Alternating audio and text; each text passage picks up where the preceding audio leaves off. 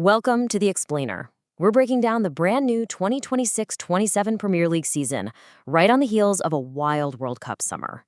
Whether you're a die-hard supporter tracking every single transfer, or just a casual fan trying to get a grip on this crazy new landscape of English football, you're in the exact right place.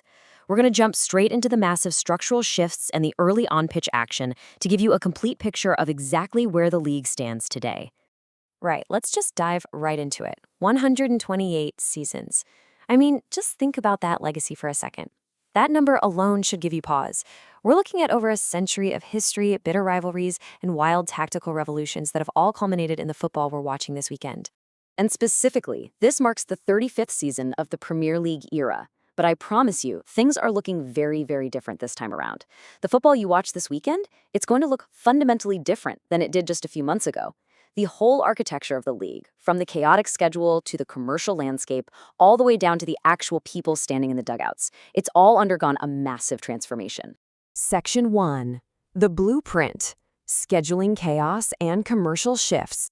So, thanks to that massive 2026 FIFA World Cup taking place over the summer, we actually had a delayed start, pushing the opening fixtures back a week to August 21st.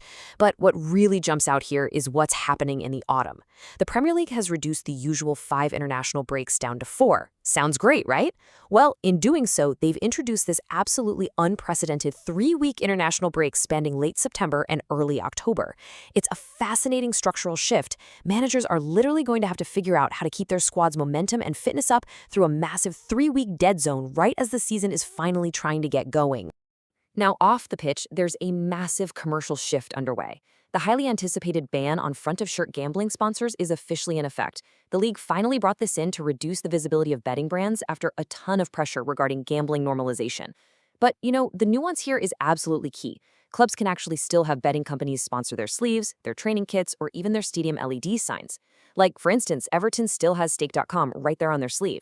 But that prime real estate, the front of the shirt, that is now strictly off-limits to gambling firms, which is forcing clubs to scramble and seek out entirely new revenue streams and corporate partnerships.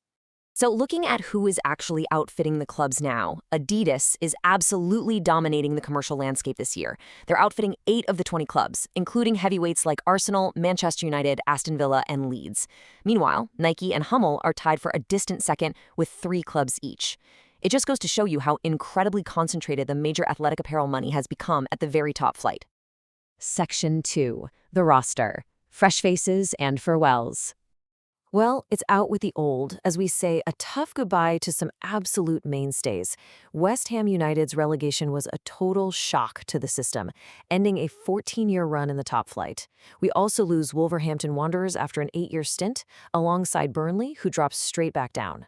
But man, the incoming storylines are incredible. We're welcoming back historic clubs like Coventry City after a staggering 25-year absence. Can you imagine waiting a quarter of a century for top-flight football?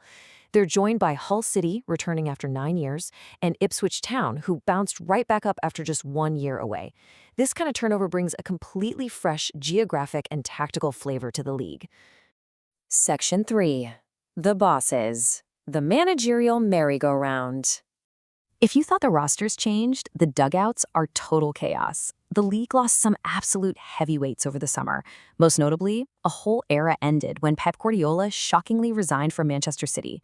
Meanwhile, over at Anfield, Liverpool made the completely ruthless decision to sack Arne Slot at the end of May.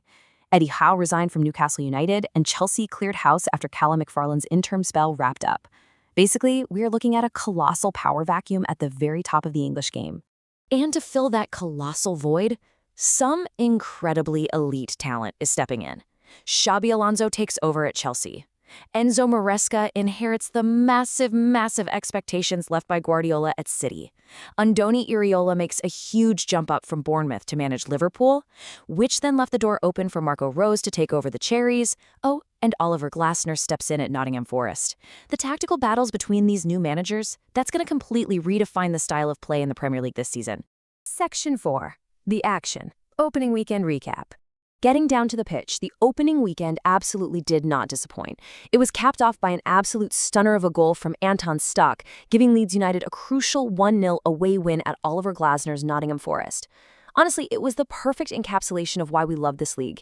It was tight, tense, and decided by a moment of pure individual brilliance. But hey, Leeds wasn't the only team to make a massive statement out there. Sure, it's only one match week in, but the storylines are already taking shape. Defending champions Arsenal are sitting exactly where they left off in first place thanks to a commanding 3-0 victory over newly promoted Coventry City. That was actually the biggest home win of the weekend. But look right below them. Everton secured a really strong 2-0 win, and shockingly, newly promoted Hull City, who completely stunned Manchester United 2-0, and Ipswich Town, who beat Sunderland 2-1, are sitting pretty in the top 4 right out of the gate. Now, it's early days for sure, but the newly promoted sides are already proving they are not just here to make up the numbers. Which brings us to the ultimate question for this season. With a totally disrupted schedule featuring that massive 3-week break, brand new commercial realities off the pitch, hungry promoted clubs causing early upsets, and an entirely new elite rival managers gunning for them, can Mikel Arteta and Arsenal survive this wild new era and repeat as champions? Or is the sheer chaos of the 2026-27 season going to crown a brand new king? Keep all this context in mind as you watch the matches this weekend, because the underlying structure of this league has truly, fundamentally shifted. Thanks so much for joining me for this explainer, and I'll catch you next time as we continue to break down the beautiful game.